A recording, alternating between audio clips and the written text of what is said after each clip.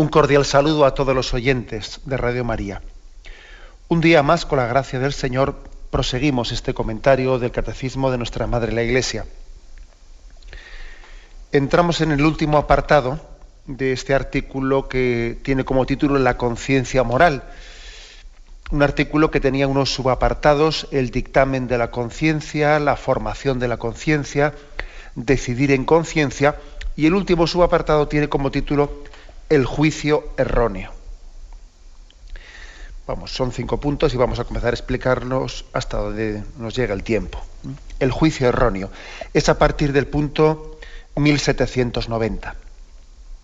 Dice el primer punto: la persona humana debe obedecer siempre el juicio cierto de su conciencia. Si obrase deliberadamente contra este último, se condenaría a sí mismo.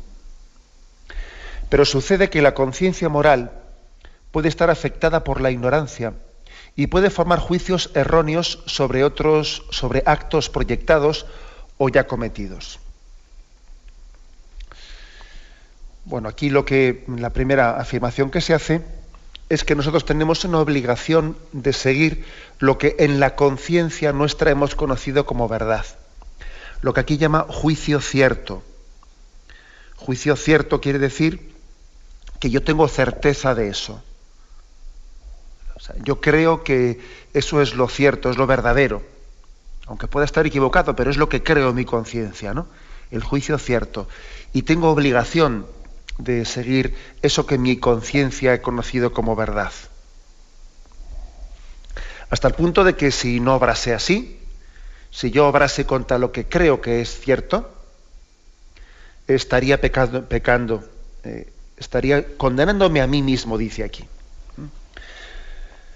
Esta expresión de condenarse a sí mismo, viene como a matizar esa especie de concepción que tenemos a veces del juicio de Dios, como si fuese una especie, un dictamen exterior, ajeno a nosotros, que en poco o nada tiene que ver, ¿no?, con la conciencia que nosotros tenemos de nosotros mismos.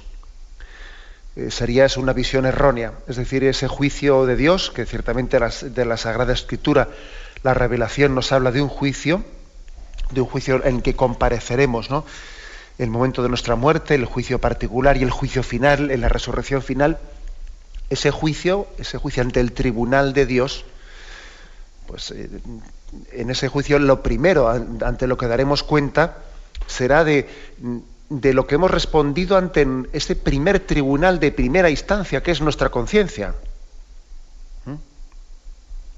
Nosotros nos juzgamos a nosotros mismos. Porque ante nuestra conciencia nos hacemos inocentes o culpables. Bien, luego seremos juzgados ante Dios. ¿De acuerdo? Dios también nos juzgará de cómo hemos sido fieles o no fieles a eso que hemos conocido de nuestra conciencia como verdadero, como bueno, como malo. Pero sería un erróneo pensar que ese juicio de primera instancia que nosotros tenemos ante nuestra propia conciencia y ese juicio último y definitivo ante Dios son dos cosas desconexas, que no tienen nada que ver una con la otra, ¿no? Sería falso tal cosa. Bien, por lo tanto, esta expresión también es buena subrayarla. Si uno de nosotros obrase contra lo que en su conciencia él ve, ¿no?, como cierto, como bueno, como verdadero, se estaría condenando a sí mismo. Estaría pecando contra la luz. Estaría pecando contra eso que él entiende que es bueno y recto y verdadero. Incluso aunque se esté equivocando, porque ojo, se puede equivocar. Y en la Sagrada Escritura viene un ejemplo que es bastante, más de uno, pero un ejemplo que es bastante claro.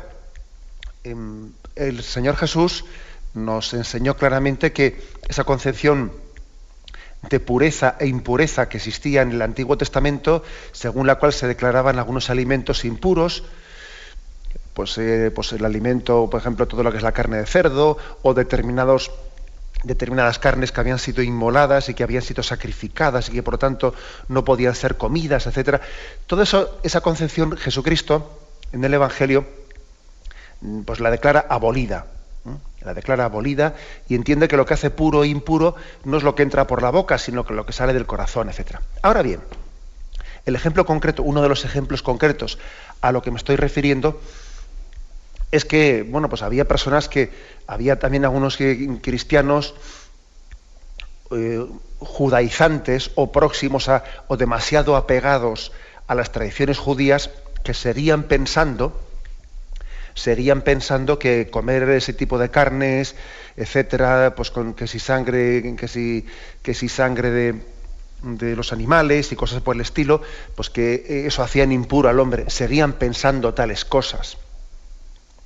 Entonces, claro, hay un momento de polémica en el que el Nuevo Testamento, a las cartas de Pablo, etcétera, sale a colación este tema, y entonces se recuerda, ojo, que si ellos piensan, aunque tengan una conciencia desde luego errónea, porque no es verdad en absoluto, que comer esa carne o esa sangre de esos animales haga impuro al hombre, pero si ellos piensan tal cosa y lo hacen, están pecando contra su conciencia, porque están contrariando lo que en su conciencia han conocido como verdadero, aunque están equivocados, aunque no es cierto eso de que esa carne haga impuro al hombre, pero como ellos lo piensan, en la medida en que después no sean fieles a lo que creen en conciencia, están pecando.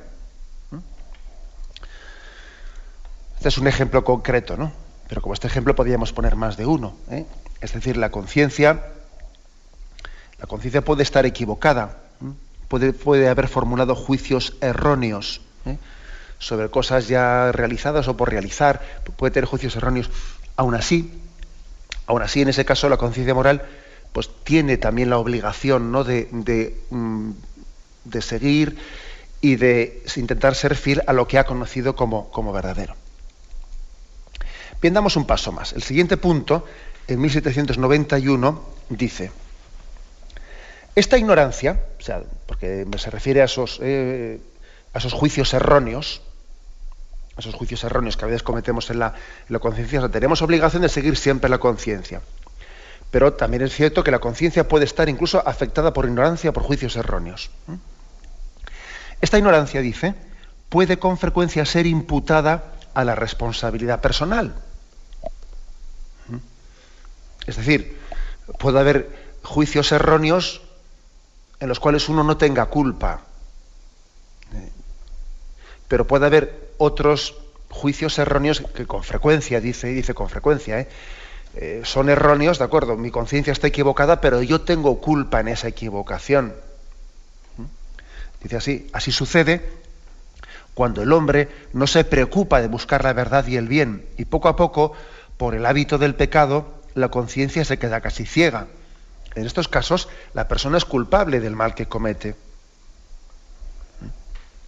O sea, ojo, que sería demasiado cómodo decir, bueno, yo he buscado la verdad y vamos, no sabía o no tenía conciencia de que eso estuviese mal o lo que fuere, ¿no? Dice, ojo, que igual yo también tengo una responsabilidad moral, dice, en no haber buscado la verdad y el bien, en no haberme preocupado de una búsqueda, de una consulta, de una formación de conciencia, y entonces soy culpable en causa, soy culpable, aunque igual puntualmente en el acto, en el momento en que he obrado mal, ¿no?, en que he tenido un juicio que no es recto, ¿no?, lo que he juzgado en mi conciencia, que es erróneo, igual en ese punto concreto, pues, ahí ya casi ni he tenido culpa, pero sí he tenido culpa de no haberme formado como debiera haberlo hecho. Pues, por ejemplo, es el caso de que por ejemplo, pues igual no acude a la Santa Misa, y además es que no le remuerde la conciencia, pues porque sencillamente parece que no ha sido educado, nadie le ha instruido, o esa persona no se ha instruido convenientemente en la importancia de la Santa Misa, en cómo el Señor nos dijo: haced esto en memoria mía, cómo nos alimentamos de su palabra y de su cuerpo y de su sangre. O sea, no se ha instruido en lo importante que es la Santa Misa para nosotros, ¿no? Ahora, ¿esa persona es culpable o no es culpable? Hombre, ojo, si resulta que a esa persona nadie le predicó y ella no ha sido culpable de esa ignorancia suya, pues no será culpable de no ir a la Santa Misa el domingo. Ahora bien, si esa persona fue irresponsable, ¿no?, y debiera de haber sido más fiel en el conocimiento de Jesucristo y dejó la catequesis a medias y no se quiso formar y por pereza y por otros motivos y por comodidad fue rechazando y fue alejándose de la predicación que le estaban dirigiendo, si ahora ignora que la Eucaristía es tan importante en su vida, también él tiene una culpabilidad, ¿no?, de haber rechazado los medios de formación. Eso es lo que se está diciendo en este punto, el 1791, que con frecuencia esa ignorancia pues puede ser imputada a la propia responsabilidad, el no haber sido diligente, ¿no? Por lo tanto, también podríamos ser demasiado cómodos achacando una ignorancia, que, ojo, la ignorancia puede ser también culpable. En estos casos, la persona es culpable del mal que comete.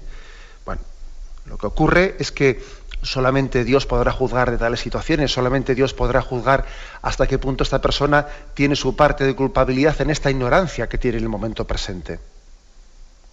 Solamente Dios es conocedor de todas esas circunstancias, ¿no?, de que si la ceguera que padecemos, si yo soy sujeto paciente o también soy sujeto agente de esa ceguera. Porque hay cosas que solemos al mismo tiempo padecerlas como víctimas y al mismo tiempo las hemos generado como verdugos. Y puede parecer es una contradicción, pero es que la vida nos lo demuestra. Muchas cosas las padecemos y al mismo tiempo las hemos ido nosotros mismos provocando. Y luego somos víctimas de lo que hemos provocado. Bien, tenemos 92 dentro de este apartado del juicio erróneo de nuestra conciencia. Y dice así: el desconocimiento de Cristo y de su Evangelio, los malos ejemplos recibidos de otros, la servidumbre de las pasiones, la pretensión de una mal entendida autonomía de la conciencia, el rechazo de la autoridad de la Iglesia y de su enseñanza, la falta de conversión y de caridad, pueden conducir a desviaciones del juicio en la conducta moral. Aquí se ha hecho pues un listado especialmente de 6 cosas concretas, no de 6 motivos o 6 causas concretas que pueden conducir, dice, a la desviación del juicio moral, a que el juicio moral vaya por mal camino. Es decir, a equivocarse, pero de alguna manera equivocarse, hacer un juicio erróneo, pero que uno puede tener responsabilidad en ese juicio erróneo. O sea, puede tener, como hemos dicho antes, la responsabilidad de que esa ignorancia, ese error, haya sido por motivo de que él no ha formado bien su conciencia. O ha ido consintiendo ciertas cosas que cada vez le han ido oscureciendo más. Tiene complicidad, para entendernos, ¿no? Complicidad en ese error de su conciencia. No es víctima de un error inocentemente, no, sino que él también ha provocado el error. Bueno, y en este listado, en este punto 1792, vienen 6 cosas. Primero dice, el desconocimiento de Cristo y de su Evangelio. Es curioso, así de sencillo, y además se nos remite a un punto de los primeros del Catecismo, al 133, en el que se hace una cita de San Jerónimo sobre la importancia de conocer la Escritura, ¿no? Dice: la Iglesia recomienda insistentemente a todos los fieles la lectura asidua de la Escritura para adquirir la ciencia suprema de Cristo. Y esta es la cita de San Irineo: pues desconocer la Escritura es desconocer a Jesucristo. O sea, la Iglesia nos apremia a conocer la Escritura. Y tenemos que reconocer que tenemos mucha ignorancia, los cristianos, mucha ignorancia de la Sagrada Escritura. Que más o menos conocemos de la Sagrada Escritura lo que nos han predicado, pero no tenemos lectura directa de la Sagrada Escritura. y no hay proporción alguna, ¿no?, entre el tiempo que dedicamos a otras cuestiones y el tiempo que dedicamos a la lectura de la palabra de Dios. No hay proporción entre el hecho de que Dios en su misericordia no haya decidido revelarse a nosotros, haya decidido descubrirse, hablarnos, y entre el poco interés que tenemos nosotros en escucharle, ¿no? Te imaginas que llegase a tu buzón, al buzón de tu casa, una carta, ¿no? Una carta que está escrita pues con un remite determinado de algún conocido tuyo, de esas cartas escritas a mano, que digo yo que cada vez hay menos, de las escritas a mano, y que tenga tu nombre, ¿no? Y tú coges esa carta, la sacas del buzón, la pones encima de la mesa o la metes en la estantería de tu cuarto o del comedor, y ahí pasa tiempo y tiempo y tiempo y meses sin que tú abras esa carta y leas lo que te decía ese primo tuyo o ese amigo tuyo. ¿A que sería eso impensable? ¿A que sería impensable que alguien te haya escrito una carta y tú ni la leas? Y dices, sí, ya la leeré algún día. Sí, algún día de estos, a ver si el año que viene la leo.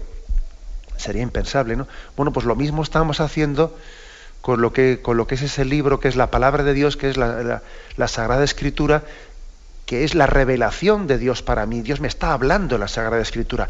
Y la tengo puesta en una estantería de mi casa, sencillamente para que coja polvo. Y perdonadme que ponga así un ejemplo tan incisivo, pero también es un poco para provocarnos y para hacer caer en cuenta de que hay una contradicción, de que tenemos también una dejación en que nuestra conciencia no está bien formada, porque tú fíjate, por ejemplo, el tiempo que hemos dedicado, que si a la tele, que si a novelas, que si no sé qué, no sé cuántos, y el poco tiempo que hemos dedicado a conocer lo que Dios nos dice en la palabra de Dios. Y es Dios el que nos está hablando. Y a través de la palabra de Dios nos está corrigiendo, nos está iluminando, nos está encauzando. Y nosotros pues no hemos dedicado esfuerzo real a conocer la palabra de Dios, ¿no? O sea que este es uno de los motivos por los que muchas veces la conciencia está mal formada. ¿Y somos inocentes de eso? No, no somos inocentes de eso. Tenemos nuestra responsabilidad por no acercarnos, por no priorizar, por priorizar el conocimiento de lo que Dios quiere decirme, ¿no? He ahí, ¿no?, el primero de los 6 motivos que aquí pone este punto 1792 de una conciencia mal formada, ¿no? Segundo, dice, desconocimiento de Cristo de sus evangelios. Segundo, los malos ejemplos recibidos de otros. Malos ejemplos recibidos de otros. Claro que esto condiciona mucho una conciencia bien formada o mal formada. Claro, ya uno estará diciendo, ¿y yo qué culpa tengo de los malos ejemplos que he recibido de otros? Hombre, pues puede ser que no tenga culpa, pero puede ser que sí, Puede ser que sí. Bueno, por ejemplo, que un niño haya tenido pues una familia en la que ha tenido unos padres que no son nada ejemplares, la verdad es que el niño poco a culpa va a tener de eso. Poca culpa. Pero también hay otra realidad, que a veces también somos, no, como ha dicho antes, no únicamente somos víctimas, sino también somos cómplices de ello. El hecho de que uno puede sentirse, entre comillas, más cómodo entre unas malas amistades que entre unas buenas amistades, porque las malas amistades me justifican, mientras que las buenas amistades de alguna manera me delatan, de alguna manera me están remordiendo la conciencia, me están exigiendo más. O sea, a veces uno se acerca a la oscuridad para no sentirse denunciado por la luz. Eso puede ocurrir. Puede ocurrir también que los malos ejemplos o los malos ambientes de los que yo me he rodeado hayan sido también pues una búsqueda o una huida de una mayor exigencia. Uno huye de un ambiente en el que sabe que eso le exigiría más, buscar ese ambiente de mayor santidad, etc. A veces huimos de la luz. A veces huimos de la luz sencillamente pues porque estamos huyendo de una mayor autoexigencia. También los malos ejemplos, por lo tanto, pueden ese autojustificarse, ¿no?, dentro de un clima de falta de exigencia, podemos tener culpabilidad en ello. Fijaros cómo dice el refrán eso de mal de muchos, consuelo de tontos. Bueno, a veces uno se siente a gusto en medio del mal de muchos, ¿no? Es más, porque dice, si yo tengo la camisa sucia y me junto en un ambiente en el que más o menos todo el mundo tiene sus manchones, ¿no? Pues hombre, paso desapercibido, pero claro, como me junte yo en medio de un ambiente que la gente va con la ropa limpia y soy yo el que estoy ensuciado, pues ya vas a ver tú a ver cómo estoy llamando la atención, ¿eh? Ese es un misterio, ¿no? Que es verdad que los malos ejemplos de los que estamos rodeados nos están condicionando, pero al mismo tiempo también uno es responsable, ¿no?, de buscar el ambiente, los hermanos, que de alguna manera le puedan reflejar el rostro de Dios. A veces nos buscamos el espejo que bueno, que en un momento determinado nos hace sentirnos menos denunciados. Y uno busca un espejo, un determinado espejo en el que a veces se siente muy tranquilo diciendo, no, si los hay peores que yo. Y ya con eso parece que se siente tranquilo. El tercer punto, que aquí también lo refleja. Dice, desconocimiento de Cristo y su Evangelio. Segundo, los malos ejemplos recibidos de otros. Tercero, la servidumbre de las pasiones. Se refiere, claro, pasiones en el sentido no neutro de la palabra, sino se refiere unas pasiones ya que están orientadas o están desviadas o puestas al servicio de alguna manera de una concupiscencia que nos conduce al mal, ¿eh? Unas pasiones que nos arrastran, pues por la debilidad de la carne, nos arrastran hacia el pecado. En ese sentido habla de servidumbre de las pasiones. Y aquí lo que se quiere decir es que, claro, en la medida en que no hayamos ido domando, ¿no?, en la medida en que no hayamos ido conduciendo, también mortificando en nuestras pasiones, comenzamos también luego a ser arrastrados por ellas. Comienzan ellas a impedir que nuestra voluntad tenga el dominio y el señorío que debiera de tener. Y en vez de ser nuestra voluntad, ¿no?, la que conduzca, pues parece que somos arrastrados por las pasiones. Y claro, y si eso se ha permitido durante mucho tiempo, en la medida en que se haya permitido durante más tiempo, luego hay menos dominio. Pagamos una alta factura, ¿no? Pagamos un precio muy caro por haber permitido ciertos hábitos que luego ya se convierten en servidumbres y en esclavitudes. Pagamos un precio muy alto por ello. Porque es como cuando el agua, ¿no?, pues ha caído una y otra vez por un sitio, ha acabado haciendo un surco que es muy difícil que el agua vaya por otro sitio distinto, porque ya ha abierto camino y ha hecho un surco por ahí, ¿eh? Bueno, pues esa es otra de las servidumbres, ¿no? Por lo tanto, eso está de alguna manera justificando nuestra conciencia, el hecho de que el agua no seamos dueños de ello. Hombre, no, explica una cosa, pero tampoco te justifica, porque tú debieras haber conducido, ¿no?, esas pasiones debidamente y por el camino adecuado en su momento, y también tienes tu parte de responsabilidad, ¿no?, en tener esos hábitos mal adquiridos, ¿no?, esos malos hábitos. Entonces, bueno, pues sí es verdad, somos víctimas, ¿no?, de ciertas pasiones y de malos hábitos, somos víctimas que en cierto sentido aminoran la responsabilidad concreta que puedo tener yo en actos puntuales y actuales, pero es verdad que también tengo mi responsabilidad de haber adquirido, pues, esos malos hábitos, ¿no? Bueno, hay un tercer aspecto. Un cuarto. Dice, servidumbre de las pasiones, la pretensión de una mala entendida autonomía de la conciencia.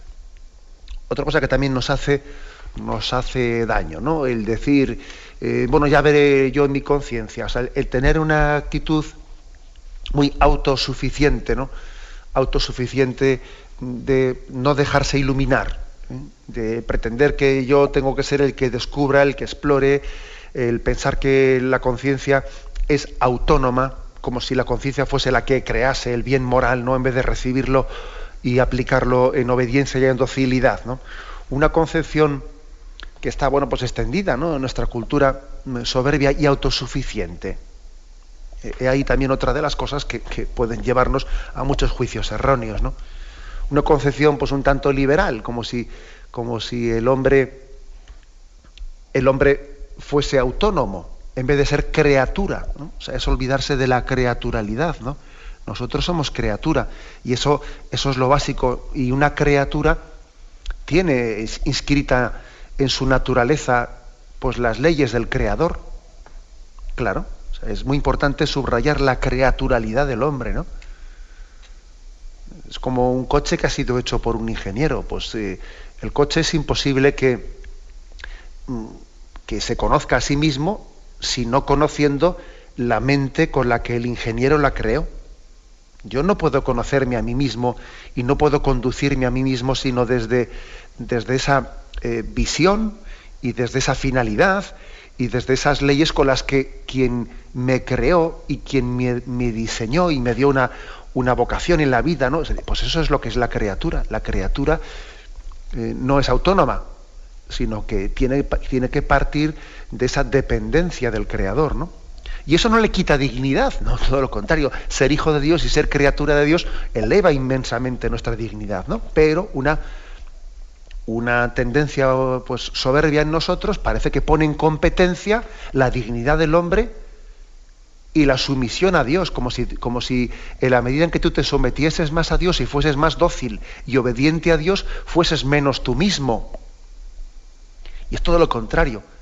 El hombre tiene más dignidad y es más él mismo cuanto más hijo de Dios es y más docilidad tiene a Dios. Uno de los goles más grandes, ¿no?, que se nos ha colado en esta cultura nuestra es contraponer como si fuesen dos conceptos que son contrariados uno contra el otro, contraponer dignidad del hombre y docilidad a Dios o sumisión a Dios. Y no es verdad. El mayor garante de la dignidad del hombre es Dios, nuestro Padre Dios. Él es el que garantiza al hombre. Sin Dios no hay ni hombre. Sin Dios no hay ni hombre, ni dignidad de hombre, ni hombre siquiera, ¿no?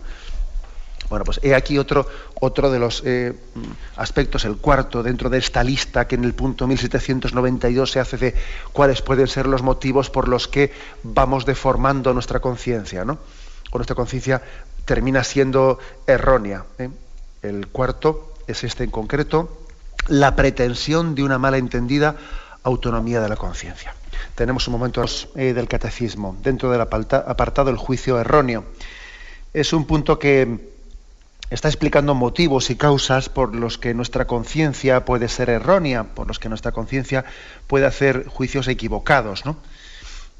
Algunas veces decíamos que puede ocurrir que puede haber una ignorancia inculpable, pero que muchas veces, con frecuencia, dice el catecismo, ese juicio erróneo de nuestra conciencia puede tener también su complicidad, ¿no? Podemos tener complicidad, dice aquí, en que hemos desconocido la palabra de Cristo, en también complicidad con algunos malos ejemplos que hemos recibido, con la servidumbre de las pasiones, con la pretensión de una mal entendida autonomía de la conciencia. Y seguimos adelante, dice también rechazo de la autoridad de la Iglesia y de su enseñanza. Porque es claro, vamos a ver, una de las encomiendas que le hizo Jesucristo a su Iglesia fue la de ser madre y maestra. Madre y maestra. Y claro, yo no sé por qué nos quedamos mucho más con lo primero que con lo segundo, ¿no? Queremos una madre, pero que no nos enseñe o no nos esté también marcando el camino que hemos de seguir. A veces recurrimos a la figura de la madre un tanto manipulándola, ¿no? Quiero una madre, pues, que me seque las lágrimas, que me dé cariño. Quiero una madre que me consuele, que sea refugio de mis momentos de agobio. Quiero una madre que sea un paño de lágrimas y que sea, pues, consolador para mí, ¿no? Pero sin embargo me resisto a que la madre ejerza también de maestra, ¿no? Y que me indique el camino recto y que me enseñe a distinguir entre el bien y el mal y que me dé también, ¿no?, pautas, pues, para ir creciendo la santidad y para una mayor autoexigencia. A veces nos acercamos a la Iglesia bueno, pues queriendo tener en ella únicamente una faceta de las que el Señor le ha pedido, ¿no? Que ejerza con nosotros, pero olvidando otros aspectos como este en concreto que he dicho. La Iglesia, para ejercer esa maternidad que Cristo, ¿no? Pues le ha encomendado para ahí tienes a tu hijo, cuida de tu hijo, ¿no? Como le encomendó a María, también tiene que ser maestra. Maestra en el cuidado del depósito revelado y de ir indicando, ir discerniendo en materias de fe y de moral, pues cuál es el camino recto para el hombre. Y bueno, y por eso la Iglesia tiene que ir iluminando desde la luz del Espíritu Santo las realidades concretas que que hoy en día el hombre tiene que ir afrontando, ¿no? Y por ejemplo, pues la Iglesia, para que los católicos puedan ir formando un juicio de conciencia bien formulado y no erróneo, va iluminando distintos aspectos y, por ejemplo, actualmente pues ha ido también formulando un cuerpo doctrinal sobre aspectos de bioética, pues que antes igual no eran necesarios porque esos temas ni siquiera existían ni estaban planteados, ¿no? Pero hoy en día la Iglesia tiene que hablar, por ejemplo, tiene que iluminar el aspecto de la bioética para defender la dignidad del ser humano desde su concepción, para defender lo que es un embrión, hablando, por ejemplo, y mostrando también a la luz de la revelación por qué ciertos aspectos son inmorales, como la clonación del ser humano, por ejemplo, o cómo también el enfermo debe de ser respetado, ¿no? Y tratado con dignidad en las enfermedades terminales que pueda tener, etcétera. Todos esos aspectos la Iglesia está llamada también a iluminarlos, ¿no? A defender el depósito de la tradición de la Iglesia y al mismo tiempo a continuar iluminando las realidades actuales, pues desde esa luz de la revelación que hemos recibido de Jesucristo. Bueno, pues he aquí también uno de los motivos por los que nuestra conciencia puede estar mal formada, porque no se reconoce esa autoridad de la Iglesia, o aunque se reconozca, pues casi se desconoce. Pero claro, de poco me sirve que en teoría la reconozca si luego no hago ningún esfuerzo de acercarme y ver también lo que la Iglesia, por ejemplo, ha enseñado sobre estos aspectos de bioética, del respeto a la concepción del hombre, el tema de la eutanasia, etcétera. Hay una autoridad magisterial de la Iglesia que ilumina estos aspectos concretos, y por ejemplo que un católico él se haya hecho una idea autónoma, pues sobre, por ejemplo, qué opina él pues de los embriones que están congelados pues en determinadas clínicas, ¿no? Y que él se haya hecho una idea sobre qué juicio moral merece eso, o la utilización de embriones para la experimentación. Un juicio moral sobre un aspecto como eso, sin haberse dejado iluminar, ayudar en su juicio de conciencia por su madre Iglesia, una madre Iglesia que ha recibido de Jesucristo la tarea de enseñar y de ir iluminando la conciencia de sus hijos, pues es que hay que decir que ese católico no tiene la conciencia suficientemente informada, y que si su juicio de conciencia resulta erróneo, mal formulado, pues puede tener culpabilidad de tal cosa, porque no se ha informado, no ha contrastado un poco su opinión, su sensibilidad con lo que el magisterio de la Iglesia, de la cual él es hijo, pues ha estado formulando. Y además la Iglesia no la ha hecho como una opinión más, sino la ha hecho a la luz de la palabra de Dios, a la luz de la tradición de la Iglesia, a la luz de la confluencia con todos los aspectos de la doctrina católica, porque claro, un aspecto concreto está integrado en todos los demás. Entonces uno, por ejemplo, no podría hacer un juicio sobre un aspecto concreto de manera que ese sea contradictorio con otros aspectos de la misma doctrina católica. Hay que integrar todos los aspectos, no ser contradictorio, claro. No ser contradictorio. No tener opiniones que no se casan para nada una con la otra, sino tener un cuerpo moral y doctrinal que sea coherente, ¿no? Bueno, pues para eso está el magisterio de la Iglesia. Esa es una tarea que ha recibido de Jesucristo. Y un católico tiene que recurrir a ese magisterio no como una opinión más, ojo, no como una opinión más, ¿no? Sino sintiendo que es para él una luz vinculante, le vincula, porque tiene esa autoridad del Espíritu Santo, una autoridad que el Señor ha prometido para su Iglesia, ha prometido que no nos iba a dejar solos. Yo os enviaré el Espíritu Santo y Él llevará a su término todo lo que yo os he enseñado.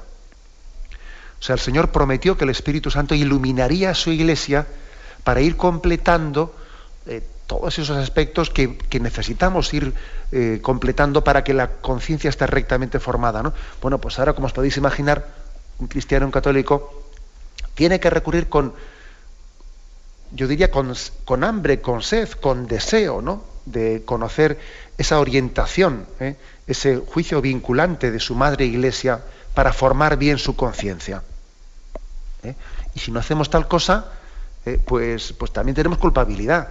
Y si ponemos al mismo nivel pues el juicio moral del magisterio de la Iglesia con lo que diga fulanito y menganito, como si fuese una opinión más, también estamos pecando, claro. Somos culpables de una malformación de nuestra conciencia. Bien, y el último punto, dentro de estas causas o motivos por los que puede haber juicios erróneos en los que hemos tenido culpabilidad, ¿no? Dice, falta de conversión y de caridad. Claro, es decir, así de claro. Si no estamos suficientemente convertidos, si no tenemos la decisión firme de que sea el amor de Cristo el motor de nuestra vida, si nos falta conversión, desde luego que vas a ver tú cómo la conciencia se irá deformando. Porque la conciencia, para que se informe y forme bien, tiene que tener un motor, y ese motor es el amor. El amor a la verdad, el amor al bien, por encima incluso del amor propio. Y cuando uno no está suficientemente convertido, es decir, cuando su amor propio está por encima del amor a Dios y el amor al prójimo, pues es que es muy difícil que su conciencia la forme bien, porque irá buscando una conciencia que de alguna manera lo que le va a hacer es pues excusarse y autojustificarse. Conversión quiere decir que el amor a Dios y el amor al prójimo nos pongan en la disponibilidad de mover de nuestra vida lo que haya que mover. O sea, que esa sea nuestra disposición de partida. Diciendo, bueno, vamos a ver, yo partiendo del amor a Dios y el amor al prójimo,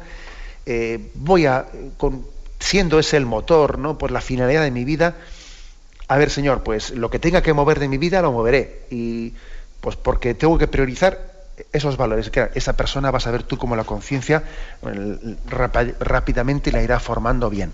Ahora bien, pues quien no parte de ese punto primero, quien no parte de que la caridad, el amor, es el motor de su vida, pues la conciencia la irá formando a imagen de esa mediocridad. La conciencia tiene el riesgo de ser espejo de su mediocridad. Con lo cual, sí, la conciencia de una manera le remorderá un poco, pero él ya se las irá un poco ingeniando para ir acallando un poco ese remordimiento y para ir tirando para adelante y para hacer apaños intermedios. O sea, es que, ojo, también la conciencia a veces es reflejo de nuestra falta de conversión y de amor a Dios y al prójimo. Es como un espejo de ese no amor a Dios o de ese amor a Dios, ¿no? Bien, pues fijaros que es un repaso importante, ¿no?, el que este punto 1792 ha dado. 6 causas, ¿no?, me quedan ellas. 6 causas por las que nuestra conciencia puede estar mal formada, porque podemos tener juicios erróneos, ¿no?, y tener también responsabilidad, ¿no?, de esa conciencia mal formada y de esos juicios erróneos. Termino mentándolas, ¿no? Primera, desconocimiento de Cristo y de su Evangelio. Segundo, malos ejemplos recibidos de otros. Tercero, servidumbre de las pasiones. Cuarto, pretensión de una malentendida autonomía de la conciencia. Quinto, rechazo de la autoridad de la Iglesia y de su enseñanza. Y sexto, la falta de conversión y de caridad. Bien, le pedimos al Señor, ¿no?, que también estas catequesis que estamos recibiendo sean también un revulsivo, ¿no?, un revulsivo para la fidelidad en nuestra conciencia, ¿no?, La fidelidad en la formación de nuestra conciencia y la fidelidad en el seguimiento a la conciencia bien formada. Bien, me despido con la bendición de Dios Todopoderoso.